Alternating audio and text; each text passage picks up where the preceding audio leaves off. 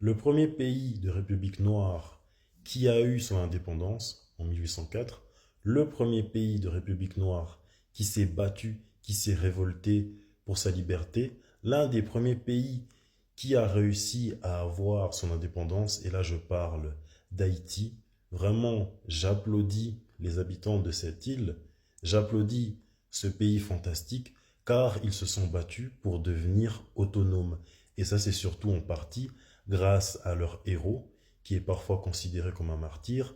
Je parle de Toussaint Louverture, un homme politique franco-haïtien d'origine africaine, parce qu'apparemment il avait aussi des ancêtres béninois. François-Dominique Toussaint Louverture, généralement appelé simplement Toussaint Louverture, à l'origine Toussaint de Bréda, est un esclave affranchi, général et homme politique franco-haïtien d'origine africaine, né vers 1743 à l'habitation Bréda du haut du Cap, près du Cap français, actuel Cap haïtien, et mort en captivité le 7 avril 1803 à la Cluse-et-Mijoux dans le département du Doubs en France métropolitaine. C'est un esclave tout à fait inordinaire. Il est intelligent, il sait écrire, il sait communiquer, il se fait médecin, il se fait aussi conseiller, il sait où il veut devenir libre et il veut aussi libérer son pays.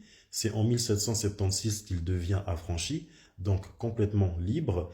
Il arrive aussi à réaliser l'exploit de rassembler 4000 anciens esclaves pour que ceux-ci se battent avec lui dans l'armée espagnole. Au début, il se battait dans l'armée espagnole contre la France. Et il s'est retourné contre l'armée espagnole car la France avait aboli l'esclavage. Il vivait dans la même ère que ce nabot de Napoléon qui a fait de lui gouverneur de Saint-Domingue. Ça, c'était anciennement Haïti.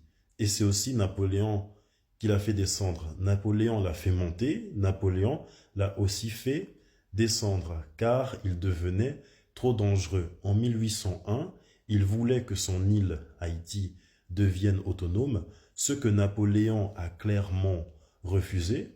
Il le trouvait trop dangereux.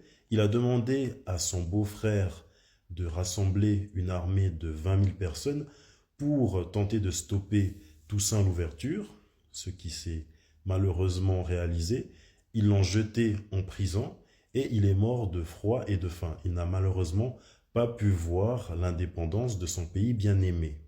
Toussaint Louverture était souvent comparé à Napoléon, tellement qu'on le surnommait le Napoléon noir, parce que tout comme Napoléon, il a eu un destin exceptionnel et tout comme Napoléon, il était très stratégique. Napoléon admet qu'il aurait dû traiter l'ouverture autrement et qu'il aurait dû le faire comme allié plutôt que de l'écarter.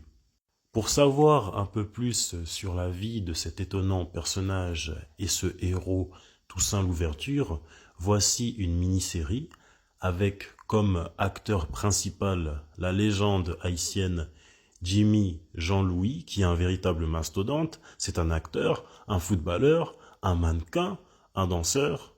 Ce mec, il sait tout faire et il incarne aussi Toussaint Louverture. Haïti, c'est un pays tellement fantastique. C'est un pays qui donne envie de se révolter. C'est un pays qui donne envie de devenir autonome, qui donne envie de devenir libre, que ça m'a inspiré à faire l'un de mes tableaux, que j'ai surnommé Freedom 1804. Je l'avais fait en 2024 et ça coïncide avec le fait que Haïti a été libéré en 1804.